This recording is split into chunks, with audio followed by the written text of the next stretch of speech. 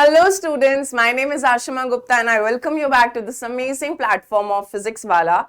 So I am very sure you guys are very excited कि हम लोग आज से नया कोर्स स्टार्ट कर रहे हैं CUET क्रैश कोर्स जिसका आप बहुत बेसब्री से वेट कर रहे थे. केमिस्ट्री में हम सबसे पहले स्टार्ट करेंगे सॉलिड स्टेट. बट इससे पहले मैं सिलेबस की बात कर लेती हूँ. तो बेटा सिलेबस आपका पूरा आ रहा है from the first chapter to the last chapter, right. अभी तक क्या था, हमने बोर्ड एग्जाम्स दिए, टर्म 1 टर्म 2 के अकॉर्डिंग दिया. टर्म 2 अभी फ्रेश है तो वो आपको फिर भी याद होगा, but term 1 I am very sure गायब हो चुका होगा. Plus there were certain chapters जो कंप्लीटली डिलीटेड थे और वो आप लोगों ने शायद ही टच करे होंगे. बट CUET के पेपर में आपका फर्स्ट से लेके 16 चैप्टर तक सारा आ रहा है. और अगर हम डोमेन नॉलेज में सब्जेक्ट्स की बात करें, आप जो भी 2 सब्जेक्ट चूज करोगे उसमें 50 क्वेश्चंस होगा इन अ टोटल, जिसमें से आपको 40 क्वेश्चंस करने हैं, राइट. तो केमिस्ट्री में अगर 25 क्वेश्चंस है जिसमें से 20 करने हैं, बट अगर 25 क्वेश्चंस की प्रोबेबिलिटी की बात करें, 16 चैप्टर तो हर चैप्टर से एक एक क्वेश्चन तो होगा ही. हो सकता है किसी चैप्टर से 2 क्वेश्चन भी आ जाए हमारे पास. पढ़ना हमको सारा ही है, रिवाइज हमको सारा करना है. ये है कि टर्म 2 वाला रिवाइज करने में हमें ज्यादा टाइम नहीं लगेगा क्योंकि वो फ्रेश है, बट टर्म 1 वाले में हमें थोड़ा सा एफर्ट्स करने पड़ेंगे और जो डिलीटेड चैप्टर्स थे वहां पर थोड़े ज्यादा एफर्ट्स करने पड़ेंगे, राइट. अब रास्ते पर निकल चुके हैं, मंजिल तक पहुंचना है. आप लोगों को यूनिवर्सिटी के एग्जाम्स क्लियर करने हैं, अच्छी अच्छी यूनिवर्सिटी में एडमिशन लेना है, अच्छे कोर्स सेलेक्ट करने हैं, अच्छे कोर्सेज में एडमिशन लेना है. स्टार्ट करते हैं बेटा रिविजन. अब यहां पर हम रिविजन कैसे करेंगे with a concept called as CTN. CTN is your concept through numericals. हम क्वेश्चंस प्रैक्टिस करेंगे, न्यूमेरिकल्स प्रैक्टिस करेंगे और उसके थ्रू कॉन्सेप्ट रिवाइज करेंगे. अगर कहीं भी मुझे लगा कि कॉन्सेप्ट दोबारा रिवाइज कराने की जरूरत है और this is a very very important concept, बहुत चांसेस है पेपर में इसके क्वेश्चन आने के, तो वेरी श्योर कि मैं उस कॉन्सेप्ट को दोबारा रिवाइज कराऊंगी, दोबारा पढ़ाऊंगी. स्टार्ट करते हैं बिना टाइम वेस्ट करे. Solid state.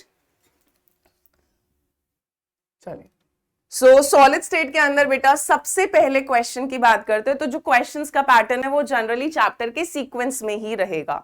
सबसे पहले चैप्टर के अंदर हम स्टार्ट करते हैं with the difference between the crystalline and amorphous solid. सबसे पहला ही हमारा टॉपिक जो है that is general introduction of solid state. क्या क्या सॉलिड स्टेट की कैरेक्टरिस्टिक्स होती हैं, और उसके बाद आ जाता है क्रिस्टलाइन और एमोर्फस में डिफरेंस, राइट.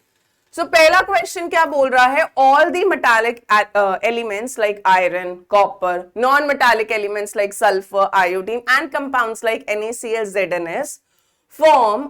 फर्स्ट ऑप्शन कह रहा है एमोर्फस सॉलिड्स, सेकंड बोल रहा है क्रिस्टलाइन सॉलिड्स, थर्ड बोल रहा है पॉलीक्रिस्टलाइन सॉलिड्स, और लास्ट बोल रहा है बोथ B एंड C. अगर हम यहां पर बात करें बेटा, जितने भी आपके मेटालिक एलिमेंट्स होते हैं यानी metallic solids, NaCl, ZnS come into your ionic solids. Then iodine, sulfur, they come in your molecular solids. Then we have diamond, graphite they come in covalent solids. तो ये सारे के सारे कौन से कैटेगरी ऑफ सॉलिड्स में आते हैं? They all are categorized in crystalline solids. Amorphous में जब मैंने आपको पहले भी पढ़ाया था, अभी भी मैं यही बोल रही हूँ, amorphous के लिए हमें इन 4 को, बेसिकली 3 को याद रखना है कि एमोर्फस सॉलिड्स के अंदर क्या क्या आता है. प्लास्टिक, जितनी भी प्लास्टिक्स हम पढ़ते हैं, पॉलिथीन, पॉलीस्टाइरीन हो गया, बेकलाइट हो गया, मैलामाइन हो गया, जितने भी हम रबर्स पढ़ते हैं, natural rubber, synthetic rubber, vulcanised rubber, इसके अलावा जितने भी तरह के आपके ग्लासेस होते हैं, ये सारे के सारे आपके किस कैटेगरी में आते हैं? They come in the category of amorphous solids. First का करेक्ट ऑप्शन कौन सा हो जाएगा? Option number B. Second question पढ़िए जरा. सेकेंड क्वेश्चन कह रहा है some of the physical properties of crystalline solids like refractive index show different values on measuring along different directions in the same crystals. This property is called as, याद करो बेटा कौन सी property होती थी? हम सेम फिजिकल प्रॉपर्टी को यहाँ पे हम किसको मेजर कर रहे हैं? रिफ्रैक्टिव इंडेक्स को. जब हम अलग अलग डायरेक्शन में प्रॉपर्टी को मेजर करते थे तो हमें अलग अलग वैल्यू मिलती थी with in the same crystal, और इस प्रॉपर्टी को हम क्या बुलाते थे? Anisotropy. क्या बुलाते थे? Anisotropy. और एन आइसोट्रोपी हमें कौन से सॉलिड्स के अंदर ऑब्जर्व होता है? It is observed in crystalline solids. कहां पर ऑब्जर्व होता है ये? क्रिस्टलाइन सॉलिड्स के अंदर, ठीक है. कि हमने सेम प्रॉपर्टी को मेजर करा बट अलग अलग डायरेक्शन में करा तो हमें अलग अलग वैल्यू मिलता है with in the same crystal, and this property arises because of the different arrangement of particles in different direction. अलग अलग डायरेक्शन में पार्टिकल का अरेंजमेंट अलग अलग हो सकता है और होता है, जिसकी वजह से एन आइसोट्रोपी अराइज करता है। आइसोट्रोपी कौन से सॉलिड्स के अंदर मिलता है हमें? This is observed in amorphous solids. उल्टा है, याद अगर आप किसी को कंफ्यूजन हो तो याद रखे ए नहीं होगा, एमोर्फस एनाइसोट्रोपी नहीं, उल्टा। एनाइसोट्रोपी किस में होता है? क्रिस्टलाइन में, और एमोर्फस में क्या होता है? आइसोट्रोपी होता है। इसके अलावा क्लीवेज प्रॉपर्टी, वो क्रिस्टलाइन सॉलिड्स को जब हम कट करते हैं so they are cut with, they have sharp edges when cut with a knife, और जो आपके अमोर्फस होते हैं उनमें आपका डिफ्यूज या इरेगुलर सर्फेसेस हमें मिलते हैं। नेक्स्ट क्वेश्चन देखते हैं। नेक्स्ट क्वेश्चन बोल रहा है the lattice points of a crystal of hydrogen iodide are occupied by, ठीक है। सो लैटिस पॉइंट्स बेसिकली क्या होता है? जो हमारी लैटिस होती है उसके अंदर जो भी पार्टिकल्स प्रेजेंट होते हैं जिन पॉइंट्स पे, those are called as lattice points. So अगर आपकी किसी एलिमेंट की लैटिस है तो एटम्स विल बी देयर, अगर किसी कंपाउंड की है, मॉलिक्यूलर कंपाउंड की है, तो उसके मॉलिक्यूल्स लैटिस साइड पर होंगे। अगर कोई आयनिक कंपाउंड का लैटिस है तो आयंस प्रेजेंट होंगे लैटिस पॉइंट्स पर। So the lattice points of a crystal of hydrogen iodide HI, ठीक है, ये आपका कौन सी कैटेगरी ऑफ सॉलिड में आता है? This comes in the category of molecular solid. कौन सी कैटेगरी में आता है? Molecular solid.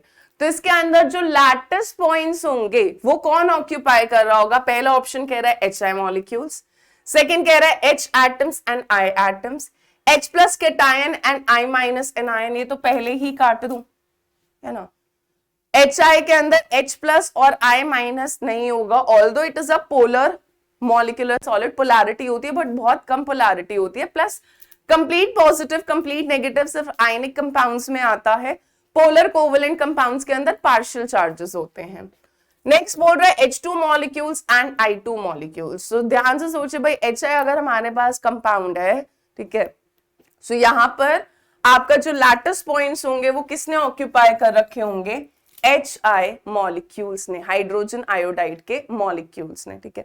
So the lattice points के अंदर क्या क्या ऑक्यूपाई हो सकता है? या तो एटम्स हो सकते हैं, या मॉलिक्यूल्स हो सकते हैं, या फिर क्या हो सकते हैं? आयंस हो सकते हैं, डिपेंडिंग ऑन कि आपका लैटिस जो है वो किसका बना हुआ है, किस पार्टिकल का है, किस कंपाउंड का है, या किस एलिमेंट का है।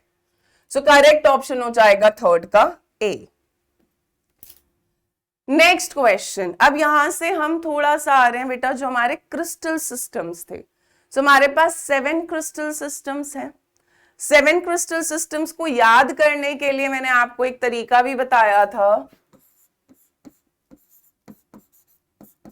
सी टॉम देयर, यही था, सी टॉम देयर, उधर, है ना।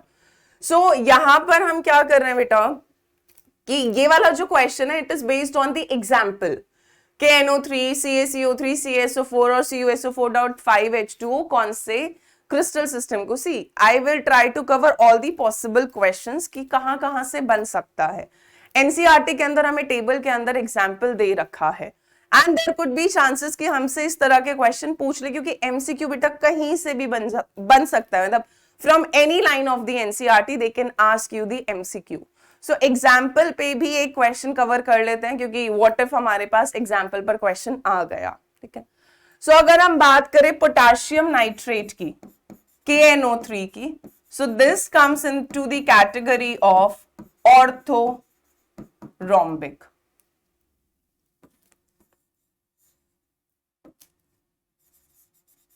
ऑर्थोरोम्बिक, है ना। उसके बाद है कैल्शियम कार्बोनेट, जिसको हम कैल्साइट भी बोलते हैं क्रिस्टलाइन फॉर्म में। So this comes into the category of trigonal. Trigonal is also called as your rhombohedral, है ना। जैसे यहां पर सी टॉम देयर में ये होता है आपका cubic, tetragonal, orthorhombic, monoclinic, this is triclinic, this is hexagonal, and this is rhombohedral, which is also called as your trigonal, right? So calcium carbonate किस में आता है? ट्राइगोनल या रोम्बोहेड्रल भी हो सकता है हमारे पास. Then comes your calcium sulfate. Calcium sulfate comes into the second category, that is tetragonal. और लास्ट है हमारे पास CuSO4.5H2O, which comes into the crystal system of triclinic. अब आप कहोगे मैम ये क्या करे, कैसे करे? तो इसको याद करना पड़ेगा, क्योंकि एग्जाम्पल में मैं कैसे ही कोई ट्रिक दूंगी. I can give you trick for this, I can give you trick for edge length table बनाकर, for the axial angles, inter axial angles. But इसके लिए एग्जाम्पल मैं यही सजेस्ट करूंगी कि जब आप टेबल बनाकर याद करो तो एटलीस्ट दो एग्जाम्पल याद कर लेना साथ साथ में, ठीक है? सो ऑप्शन देख लेते हैं. पहले वाले के लिए बोल रहा है ए क्यूबिक है, तो पहले ही काट दूं. ए टेट्रागोनल है, ये भी काट दो. ए ऑर्थोरोम्बिक है, यहीं पे अगर आपको एक का भी आता होगा तो क्वेश्चन हो सकता है हमसे निकल जाए. सो KNO3 ऑर्थोरोम्बिक है, तो यही ऑप्शन आपका कौन सा हो जाएगा? करेक्ट हो जाएगा. बाकी तो फिर हमें मैच करने की जरूरत भी नहीं पड़ेगी, ठीक है? सो फोर्थ का करेक्ट आंसर क्या हो जाएगा? Option number C. चलिए नेक्स्ट क्वेश्चन है, which of the following structure unit cell shows the triclinic structure. Triclinic की अगर मैं बात करूं बेटा, तो मैं यहीं पर आपको टेबल याद कराने की कोशिश करूंगी.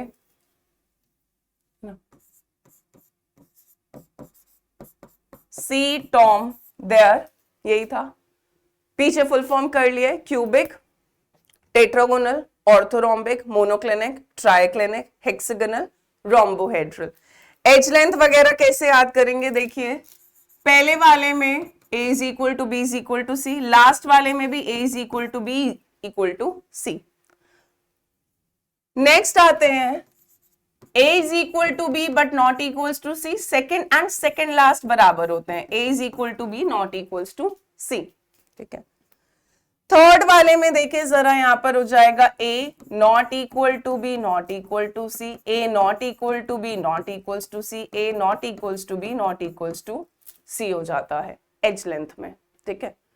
सो अगर हम यहां पर देखें, पहली बात तो अगर मैं ट्राइक्लिनिक सिस्टम की बात करूं और बाकी सिस्टम्स देखूं, तो अगर आप ये वाला देखोगे, एटम आपको कॉर्नर्स पे दिख रहा है और बॉडी के सेंटर पे दिख रहा है, तो somehow this is going to be my BCC lattice, body centred cubic. इसमें अगर आप देखें तो एटम कॉर्नर्स पे प्रेजेंट है प्लस फेस के सेंटर्स पर है, so this is going to be somehow FCC, right? यहां पर अगर देखें तो एटम कॉर्नर्स पर है प्लस एक फेस पर है. ये एज सच हमारे पास कोई लैटिस नहीं होता, जनरल नेम, बट ठीक है, होगा नॉन प्रिमिटिव में ही. प्रिमिटिव में तो पार्टिकल सिर्फ कॉर्नर्स पे प्रेजेंट होता था, तो this is going to be non primitive. So but ये नहीं होगा ट्राइक्लिनिक की अगर मैं बात करूं. A is equal to B not equal to C and alpha is not equal to beta is not equal to gamma which is not equal to even 90 degree. Triclinic system जो होता है बेटा, वो आपका सबसे ज्यादा अनसिमेट्रिकल सिस्टम होता है, मोस्ट अनसिमेट्रिकल सिस्टम. सो यहां पर अगर हम देखें ट्राइक्लिनिक, तो आपको दिख रहा होगा A B C बराबर तो दिख नहीं रहे, प्लस अल्फा बीटा गामा भी एक दूसरे के बराबर नहीं होंगे, and they are not even equal to 90 degree. So इसका करेक्ट ऑप्शन कौन सा हो जाएगा? फिफ्थ का A ऑप्शन हो जाएगा. चलिए नेक्स्ट क्वेश्चन ट्राई करें खुद से. Which primitive unit cell has an unequal edge length, A not equal to B not equal to C and all the axial angles different from 90 degree. फटाफट से सोचे क्या होगा इसका आंसर.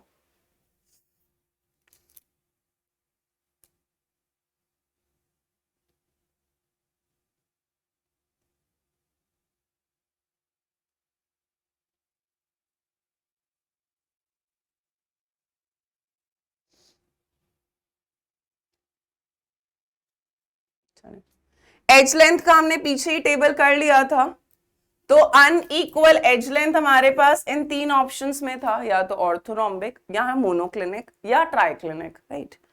यहीं पर एंगल्स भी लिख लेते हैं. शुरू के तीन जो होते हैं बेटा, alpha is equal to beta is equal to gamma equal to 90 degree, ये शुरू के तीन में सेम रहता है, ठीक है। अब बात करते हैं मोनोक्लिनिक की, तो यहां पर क्या होता है बेटा, alpha is equal to gamma is equal to 90 degree, where beta is not equals to 90 degree. Hexagonal में बात करें तो अल्फा और बीटा 90 डिग्री के बराबर होता है और गामा जो होता है वो किसके बराबर होता है, 120 डिग्री के होता है। और रोम्बोहेड्रल की अगर हम बात करें तो यहाँ पे alpha is equal to beta is equal to gamma which is not equals to 90 degree. Alpha beta gamma बराबर तो होते हैं बट 90 डिग्री के बराबर नहीं होते हैं।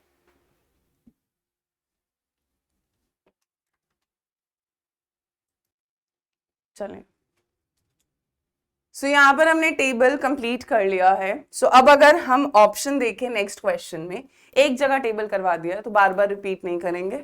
सो which primitive unit cell has unequal edge length, तो अनइक्वल एज लेंथ हमारे पास कहां कहां था, सी टॉम देओर में, यहां अनइक्वल, तीनों में अनइक्वल आपके इन्हीं तीन ऑप्शंस में था, ऑर्थोरोम्बिक में या तो मोनोक्लिनिक में या ट्राइक्लिनिक में, ठीक है। तो हेक्सागोनल तो काट ही देती हूं, हेक्सागोनल में a is equal to B not equals to c होता है, टेट्रागोनल में भी यही होता है, तो ये दो ऑप्शंस तो बेटा कट ही चुके हैं। अब आते हैं मोनोक्लिनिक और ट्राइक्लिनिक में, तो वो बोल रहा है कि all the axial angles are different from 90 degree. So triclinic के अंदर एक तो a is not equals to B not equals to C, also alpha is not equals to beta not equals to gamma which is not equals to even 90 degree। so यहाँ पे correct option आपका कौन सा हो जाएगा, try clinic, क्योंकि monoclinic के case में क्या था बेटा, एटलीस्ट अल्फा और गामा तो 90 के बराबर थे, भले ही बीटा 90 के बराबर नहीं था, बट यहाँ पे पूछ क्या रहा है कि all the axial angles are different from 90 degree, मतलब कोई भी एंगल 90 के बराबर नहीं होना चाहिए। So that is only the one possible combination which is triclinic, जहां पे एज लेंथ भी अनइक्वल होते हैं, इंटरएक्सियल एंगल्स भी अनइक्वल होते हैं और वो 90 के बराबर भी नहीं होते हैं। तो सिक्स्थ का करेक्ट आंसर कौन सा हो जाएगा हमारा, ऑप्शन नंबर डी। चलिए नेक्स्ट क्वेश्चन पढ़िए, अच्छा क्वेश्चन है, ट्राई करें सॉल्व करने का, पुरानी यादें ताजा हो जाएंगी। In a face centred cubic lattice FCC दे रखा है हमें, एटम ए जो है वो ऑक्यूपाई कर रहा है कॉर्नर पोजीशन पर, ठीक है। सो लिख लेते हैं डेटा, ए कहां पे है, कॉर्नर्स पर, और बी जो है बेटा वो कहां पर प्रेजेंट है, फेस के सेंटर पर।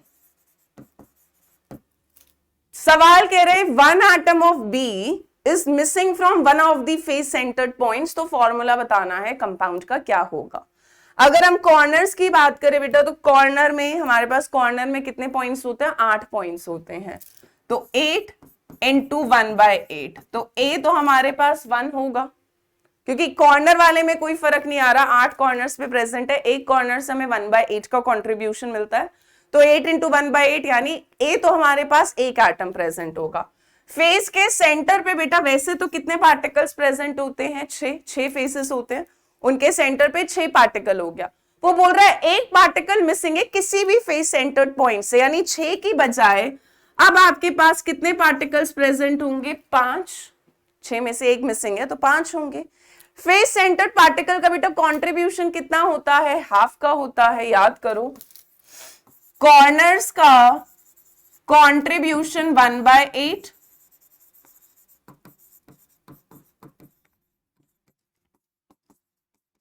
फेस सेंटर्स का कंट्रीब्यूशन हाफ, एज सेंटर का कंट्रीब्यूशन कितना होता है, 1/4। अगर पार्टिकल एज के, मान लो ये बोर्ड है, इसके सेंटर में प्रेजेंट है तो उसका कंट्रीब्यूशन 1/4 होता है, और अगर पार्टिकल बॉडी सेंटर पे होता है तो उसका कंट्रीब्यूशन कुछ नहीं होता, वो कहीं शेयर नहीं होता, पूरा का पूरा पार्टिकल आपको एज इट इज मिलता है, कंट्रीब्यूशन 1 ही रहता है।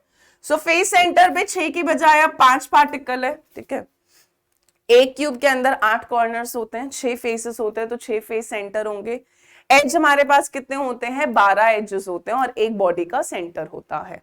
सो 5 इंटू हाफ हो गया, अब लिख लेते हैं बेटा A 1 है, B कितना हो गया 5/2, होल नंबर में कन्वर्ट करना है तो पूरे को 2 से मल्टीप्लाई कर देते हैं, तो A 2 हो जाएगा।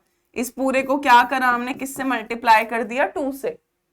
सो A 2 और B को करेंगे 5/2 इंटू 2 से, तो 2 से 2 कट जाएगा।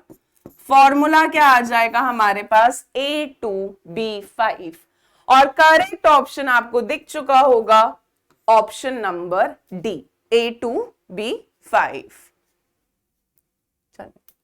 Next question, the number of octahedral void present in a cubic closed packed structure is। Cubic closed pack कौन सा होता था बेटा, CCP, और इसके अंदर जो यूनिट सेल बनता था वो FCC का बनता था। FCC के अंदर अगर हम नंबर ऑफ पार्टिकल्स की बात करें Z की, तो वो कितना होता था 4, नंबर ऑफ पार्टिकल्स या number of atoms per unit cell. Octahedral voids क्या होते हैं, they are equal to the number of constituent particles, यानी n के बराबर होता है, इसको n भी ले सकते हैं, total number of particles. Tetrahedral voids क्या होते थे, twice the number of constituent particles, यानी 2n हो जाता था। और टोटल वॉइड्स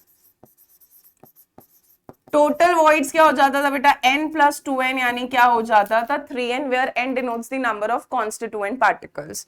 सो हमारे पास क्यूबिक क्लोज पैकिंग है, यानी CCP, जिसके अंदर यूनिट सेल FCC का होता है, वहां पे हमारे पास कॉन्स्टिट्यूएंट पार्टिकल N4 होता है। तो FCC के अंदर ऑक्टावॉइड्स कितने होंगे 4, टेट्रावॉइड्स कितने प्रेजेंट होंगे 8, और टोटल वॉइड्स कितने हो जाएंगे 4 + 8 12 हो जाएगा। सो यहाँ पे हमसे पूछा ऑक्टाहेड्रल वॉइड्स कितने प्रेजेंट होंगे, तो ऑक्टावॉइड्स कितने प्रेजेंट होंगे 4, यानी करेक्ट ऑप्शन कौन सा हो जाएगा हमारा, ऑप्शन डी। नेक्स्ट क्वेश्चन देखिए, a compound is formed by cation C and anion A। ठीक है, C कैटायन है, A एनायन है। Anion form hexagonal close pack structure, hexagonal close pack structure. HCP में याद करें बेटा, HCP में Z होता था 6, CCP या FCC में Z 4 होता था। हेक्सागोनल क्लोज पैकिंग के अंदर हमारा हेक्सागोनल यूनिट सेल बनता था, जहां पर Z 6 होगा। अगर Z 6 है तो octavoid same the number of constituent particles होंगे, यानी 6, और tetravoids double the constituent particle, यानी 2 6 कितना हो जाएगा 12 हो जाएगा। इतना तो हम कैलकुलेट कर ही सकते हैं। अब वो बोल रहा है anions form hexagonal close pack structure, यानी एनायन HCP बना रहे हैं, यानी ये कितने प्रेजेंट होंगे 6 पार्टिकल्स होंगे, एनायंस के 6 होगा कॉन्स्टिट्यूएंट पार्टिकल। और कैटायन जो है वो 75% ऑक्यूपाई कर रहा है, किसका, ऑक्टावॉइड्स का। 75% का मतलब है 75/100 इंटू ऑक्टावॉइड्स कितने प्रेजेंट होंगे हमारे पास, 6 प्रेजेंट होंगे। ठीक है, अगर बाय एनी चांस आपको पार्टिकल नहीं याद आ रहा तो आप मैं दूसरे मेथड से भी अभी करके दिखाऊंगी। 25 3 25 4 100, ठीक है, 2 2 4, 2 3 6, कितना आ गया हमारे पास 9/2, यही आएगा 9/2। फॉर्मूले में बेटा पहले कैटायन लिखते हैं, फिर एनायन लिखते हैं। कैटायन है हमारे पास 9/2, एनायन कितना है हमारे पास 6, राइट। पहले 2 से मल्टीप्लाई कर देती हूँ, 2 से मल्टीप्लाई करोगे तो ये C9 हो जाएगा और A कितना हो जाएगा 12। अगर कैंसिल हो रहा है तो कैंसिल कर दो, 3 3 9, 3 4 12। सिंपलेस्ट फॉर्मूला क्या आ जाएगा आपके पास, C3A4। क्या आ जाएगा, C3A4। सो करेक्ट ऑप्शन कौन सा हो जाएगा, ऑप्शन बी। एक और मेथड से करते हैं कि व्हाट इफ हमें पेपर में नहीं स्ट्राइक कर रहा कि HCP के अंदर कितना पार्टिकल प्रेजेंट होता है। तो ये तो हमने फर्स्ट मेथड करा, we can solve it by another method also.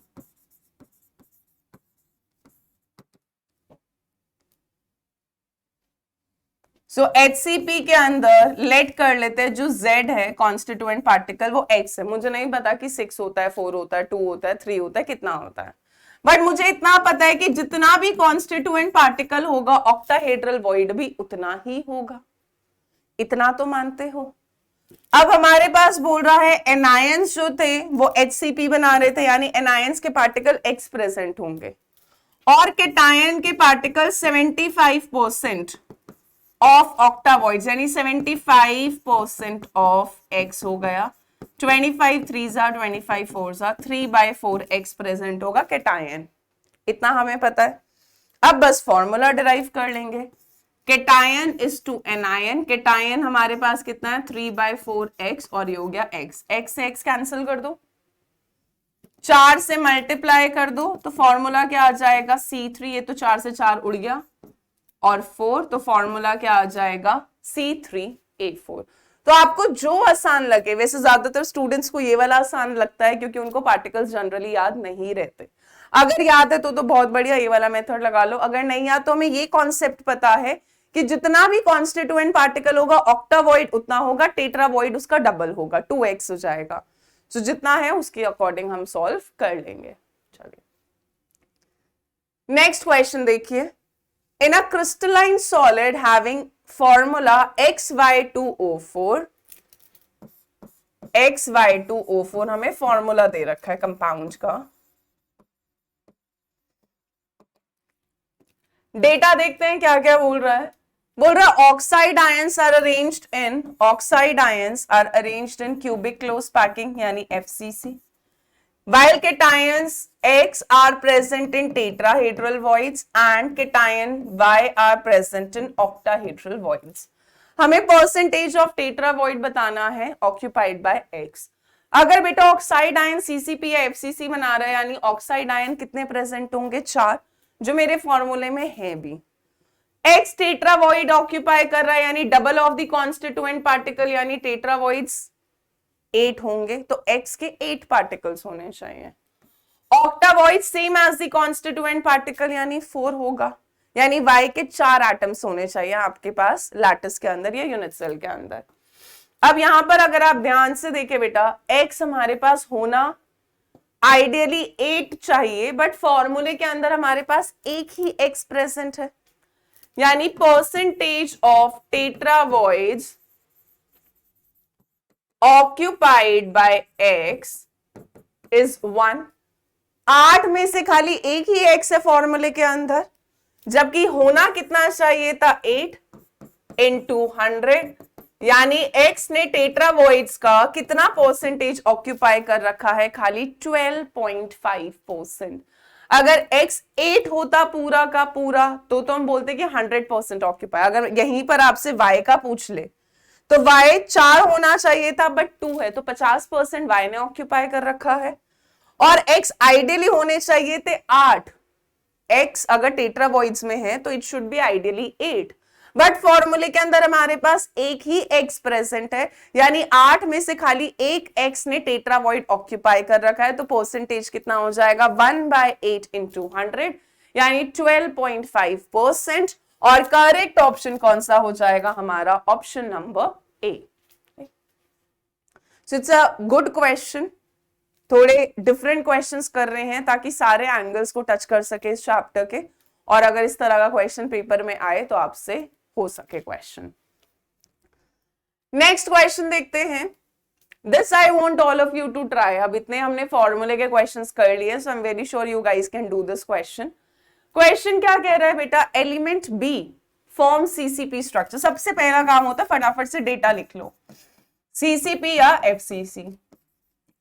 A occupy कर रहा है half of octavoids, while oxygen atoms occupy all tetravoids. अब देखते हैं भाई, B अगर CCP बना रहा है तो बेटा B तो 4 हो जाएगा, ठीक है, B 4 हो जाएगा। A जो है वो हाफ ऑफ ऑक्टावॉइड, जितना कॉन्स्टिट्यूएंट पार्टिकल होता है ऑक्टावॉइड्स उतने ही होंगे। अगर Z 4 है तो ऑक्टावॉइड्स 4 ही होंगे, हाफ इंटू 4 यानी 2। और ऑक्साइड आयन जो है, ऑक्सीजन जो है वो सारे टेट्रावॉइड्स ऑक्यूपाई कर रहा है, यानी टेट्रावॉइड्स हमारे पास डबल द कॉन्स्टिट्यूएंट पार्टिकल यानी 2 into 4 8 होगा। अब फॉर्मूला लिख लेते हैं, ए बी ओ। ए हमारे पास कितना है 2, बी कितना है बेटा 4 और ओ कितना है हमारे पास 8। यही है हमारे पास।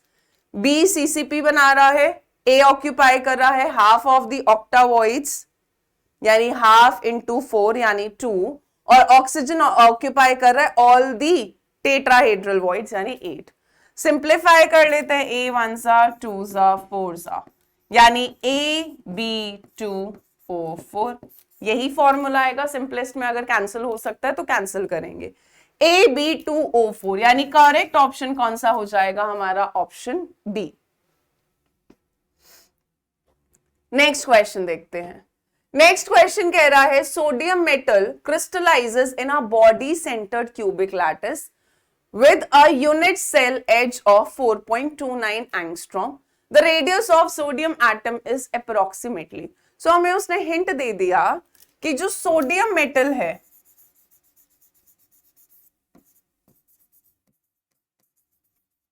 वो क्या ऑक्यूपाई कर रहा है, body centred cubic lattice BCC बना रहा है, और एज लेंथ ए हमें दे रखा है 4.29 एंगस्ट्रॉम। हमसे बेसिकली वो पूछ रहा है रेडियस ऑफ सोडियम एटम। अब इसके लिए हमें किसका रिश्ता पता होना चाहिए, हमें रिश्ता पता होना चाहिए बेटा ए और आर का, राइट। सो यहीं पर एक बार रिवाइज कर लेते हैं।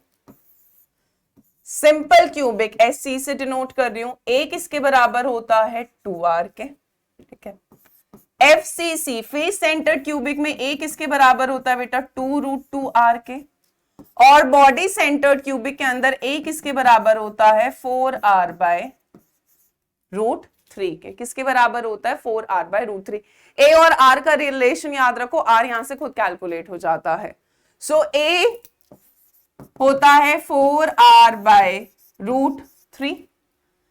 वैल्यू पुट करते ही हो गया 4.29 एंगस्ट्रॉम में, तो एंगस्ट्रॉम में आंसर दे रखा है, कन्वर्ट करने की जरूरत नहीं है। 4 इंटू आर डिवाइडेड बाय √3 कितना होता है 1.732।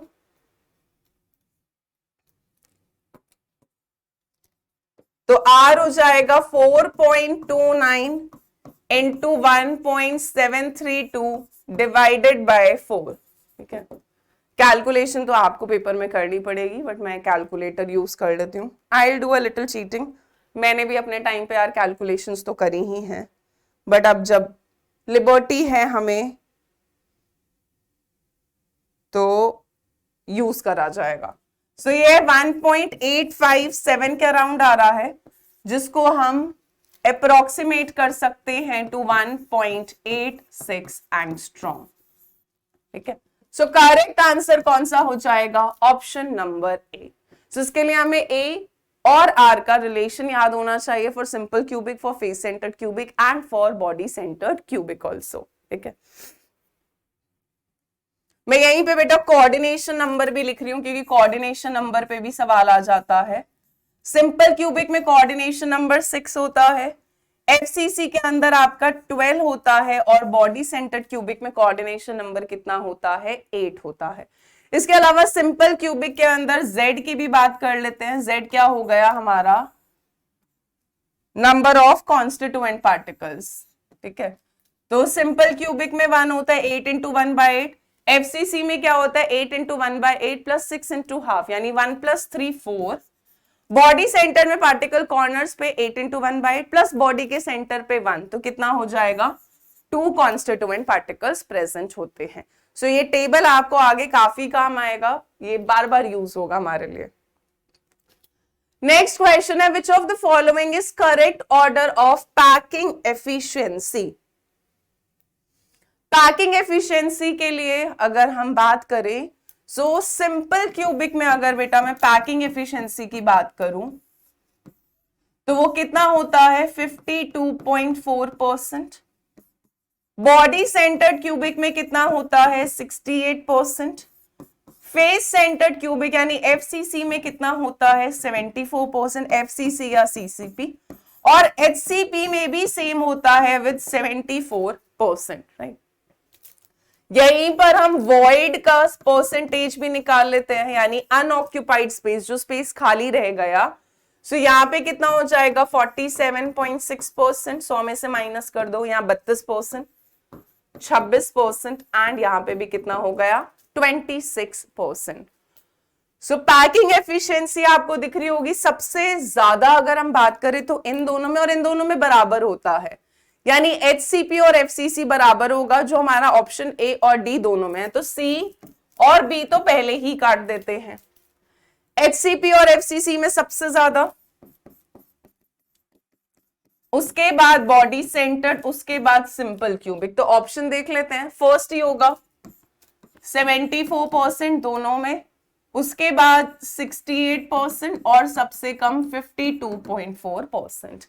यहां पर ये वाले में ये हमें गलत दे रखा था। सिंपल क्यूबिक में सबसे लीस्ट एफिशिएंसी होती है, लीस्ट एफिशिएंटली स्ट्रक्चर पैक्ड होता है। नेक्स्ट क्वेश्चन है, which of the following is the ratio of packing fraction of FCC, BCC and simple cubic. FCC, BCC and simple cubic. हमें packing fraction दे रखा है। Packing fraction क्या होता है बेटा, जब हम 100 को मल्टीप्लाई नहीं करते हैं। सो अगर हम पैकिंग एफिशिएंसी की बात करें तो पैकिंग एफिशिएंसी में हम फॉर्मूला क्या लगाते हैं, वॉल्यूम ऑफ द एटम्स, जो भी आपका टोटल वॉल्यूम ऑफ एटम्स होता है in the unit cell, divided by पूरे volume of the unit cell into 100। ठीक है, और वॉल्यूम अगर हम पैकिंग एफिशिएंसी की बात करें तो वो हम क्या करते हैं, Z into 4/3 pi r cube. Z होता था total number of constituent particles in the unit cell, into 4/3 pi r cube is the volume of one atom, divided by the volume of whole unit cell which is a cube, क्योंकि हम cubic unit cell की बात करते हैं, into 100।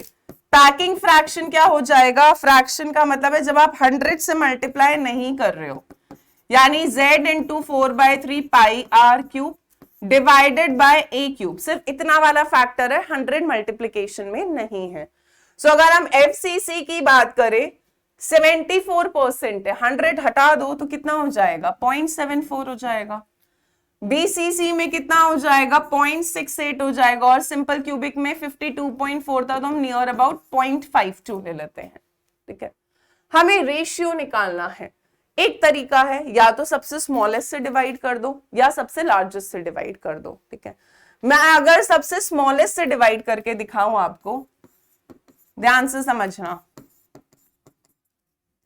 Ratio निकालने के लिए अगर हम सबसे स्मॉलेस्ट से डिवाइड करते हैं, ठीक है, तो ये तो 1 हो जाएगा, 0.68 डिवाइडेड बाय 0.52 1.30, या 1.307 आ रहा है तो 1.31, एंड 0.74 डिवाइडेड बाय 0.52 1.42। क्या आपको ऐसा कोई ऑप्शन दिख रहा है? नहीं, मुझे शुरू वालों में 1 दिख रहा है, यानी कि लार्जेस्ट से डिवाइड हुआ होगा, 0.74 को 0.74 से डिवाइड करा होगा, स्मॉलेस्ट से तो नहीं, क्योंकि जहां पे लास्ट में 1 है उसमें ये वाली रेशियो तो नहीं आ रही है हमारी, जो एक्चुअली में आनी चाहिए थी।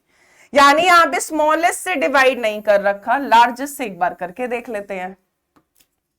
यानी 0.74 को 0.74, 0.68 को भी 0.74 से, और इसको भी किससे डिवाइड करा 0.74 से।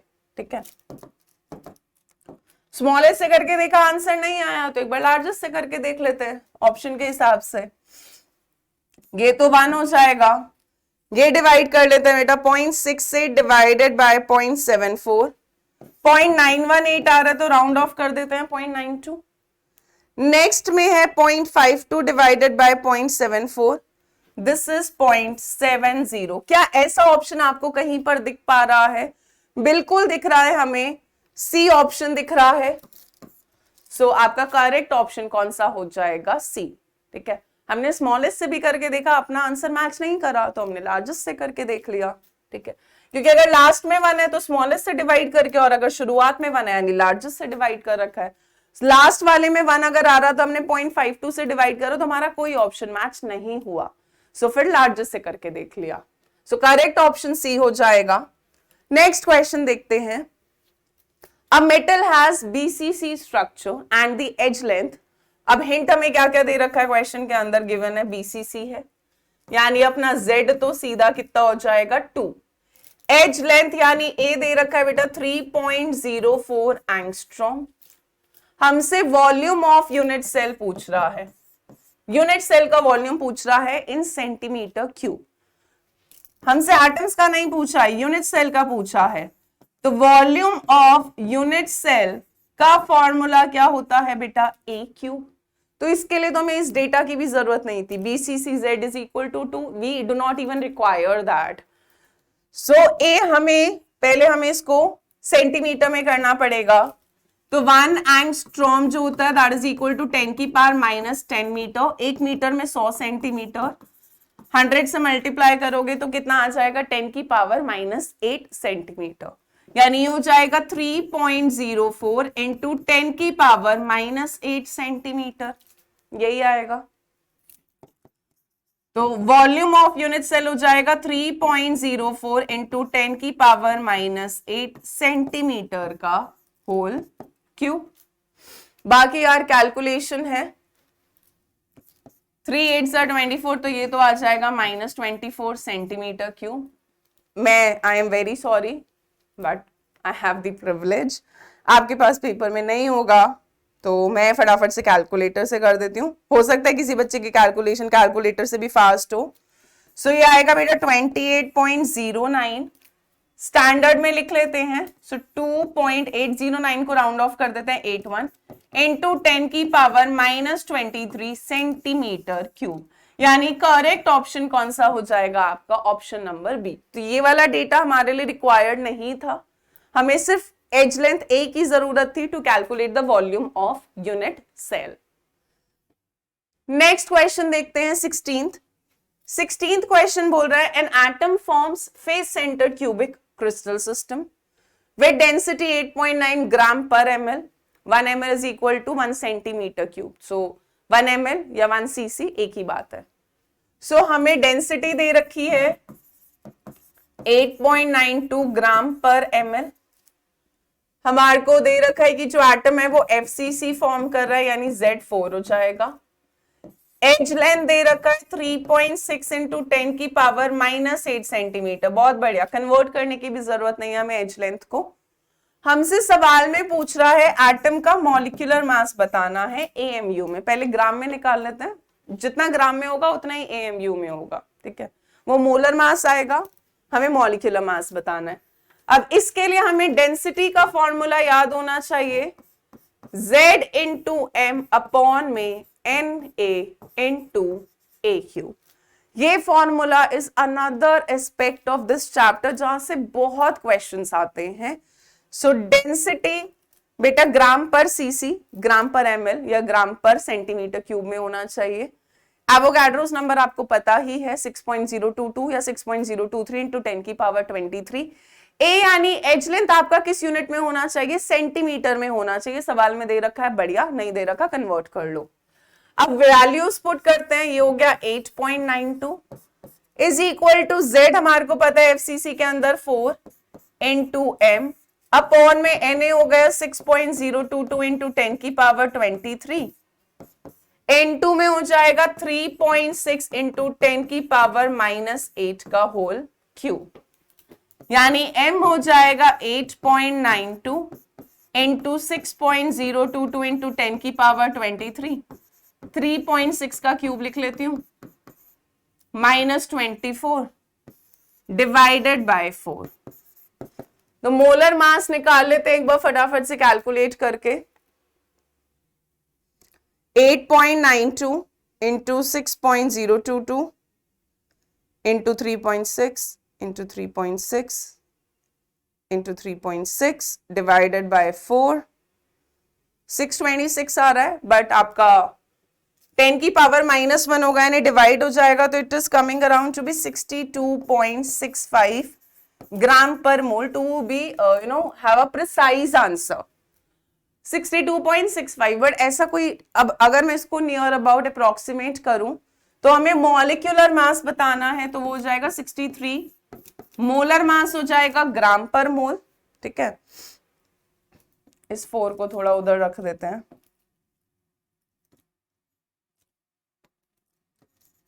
ठीक है। सो आपका करेक्ट आंसर हो जाएगा अप्रोक्सीमेट में 63 AMU, क्योंकि हमसे मॉलिक्यूलर मास पूछा, मोलर मास नहीं पूछा। सो इसी को हम AMU में कन्वर्ट करके रख देंगे, लिख देंगे।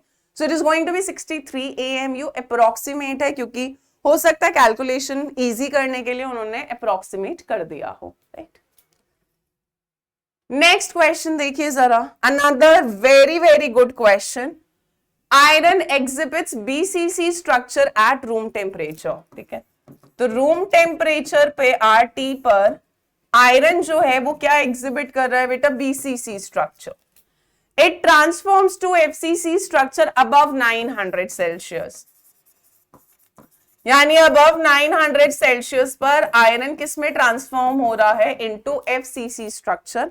हमें दोनों का जो आयरन का डेंसिटी का रेशियो है वो निकालना है, room temperature to that of the 900 degree celsius. Assume करना है मोलर मास नहीं बदला, एटॉमिक रेडियाई आयरन का नहीं बदला विद टेम्परेचर। चलिए कैलकुलेशंस आने वाली हैं। सो रूम टेम्परेचर पर आयरन क्या ऑक्यूपाई कर रहा था, BCC, ठीक है।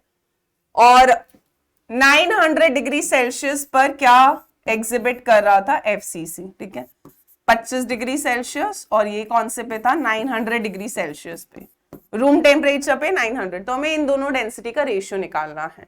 हमें डेंसिटी का फॉर्मूला पता है कितना होता है, Z इंटू M अपॉन में Na इंटू AQ, यही है, राइट। चलो ध्यान से देखना, बहुत अच्छा क्वेश्चन है। मैं पहले ही स्टार बना रही हूं because it is a very very very important very good question. Body centred cubic में बेटा Z कितना होता है, BCC में Z2, FCC में Z कितना होगा 4। मोलर मास तो आयरन का कांस्टेंट रहेगा। एवोगैड्रोस नंबर भी आयरन का, मतलब एवोगैड्रोस नंबर आयरन का क्या, वो तो वैसे ही कांस्टेंट है। अगर मैं BCC में बात करूं तो A का रिलेशन क्या था रेडियस की टर्म्स में, 4r/√3, और FCC में A का रिलेशन क्या आता है बेटा, 2√2r। हमें ये रिलेशन पता होना चाहिए, सवाल अपने आप निकल जाएगा। Z हो जाएगा 2 इंटू M अपॉन में Na इंटू, ये मत सोचना A³ को A³ रखोगे और काट दोगे, नहीं, दोनों का वॉल्यूम अलग अलग आएगा क्योंकि रेडियस अलग अलग होगा।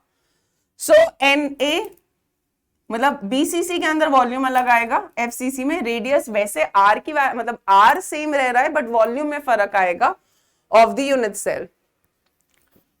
इनटू A³ की जगह हम रिलेशन पुट करेंगे BCC का विच इज 4r, या भी रहने देते हैं, अपॉन में FCC में हो गया 4 इंटू M अपॉन में Na इंटू FCC का होल क्यूब, ठीक है। देखो यार क्या कट रहा है, M से M कट गया, Na से Na कट गया, तो ये हो गया 2 अपॉन में BCC का AQ वॉल्यूम।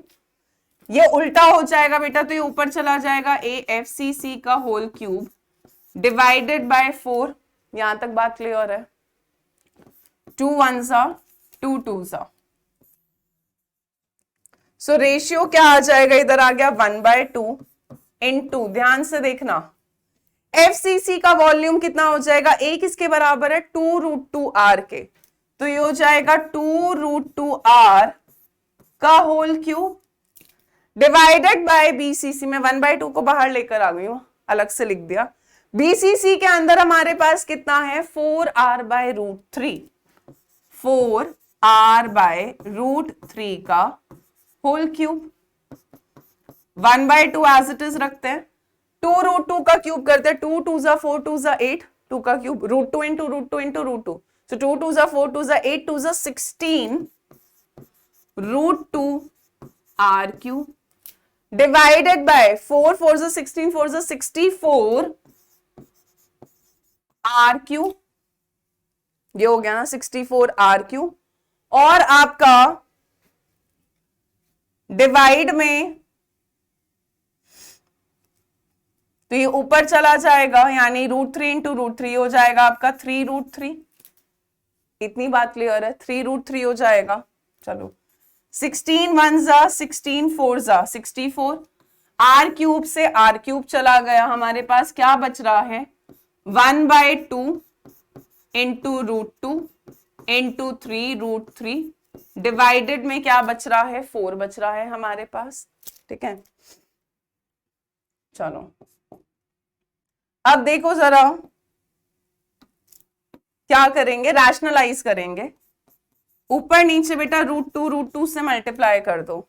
ठीक है, ऊपर नीचे √2 मल्टीप्लाई एंड √2 डिवाइड। √2 इंटू √2 2 हो जाएगा और ये 2 से उड़ जाएगा, जल्दी बोलो यार। √2 इंटू √2 2 से कैंसिल हो गया, यानी मेरे पास क्या बचेगा ऊपर 3√3, नीचे क्या बचेगा 4√2। 3√3 डिवाइडेड बाय 4√2, आंसर आपको दिखता हुआ दिख गया होगा 3√3 डिवाइडेड बाय 4√2, यानी करेक्ट ऑप्शन कौन सा हो जाएगा आपका option number A. First option is going to be correct. So calculation is little complicated, but इतना भी नहीं है, क्योंकि हमें इस चीज के लिए एक तो z पता होना चाहिए था और आपको a और r का रिलेशन पता होना चाहिए था। सो करेक्ट ऑप्शन हो जाएगा हमारा option number A. Next question पर आते हैं। Cubic unit cell of aluminium has an edge length of 405 picometre, density दे रखा है 2.7 ग्राम पर सेंटीमीटर क्यूब। हमें क्यूबिक यूनिट सेल का टाइप बताना है, वो तभी पता लगेगा जब हमें क्या पता लग जाएगा, z पता लग जाएगा। चलिए कन्वर्ट करते हैं बेटा, एक पिकोमीटर में 10 की पावर -12 मीटर, यानी 10 की पावर -10 सेंटीमीटर, तो ये हो जाएगा 405 इंटू 10 की पावर -10 सेंटीमीटर। फॉर्मूला लगाते हैं डेंसिटी का, Z इंटू एम अपॉन में NA इंटू AQ, यही होगा। Z निकालना है तो Z किसके बराबर होगा, डेंसिटी में डायरेक्ट वैल्यू पुट कर रही हूं बेटा, डेंसिटी हो जाएगा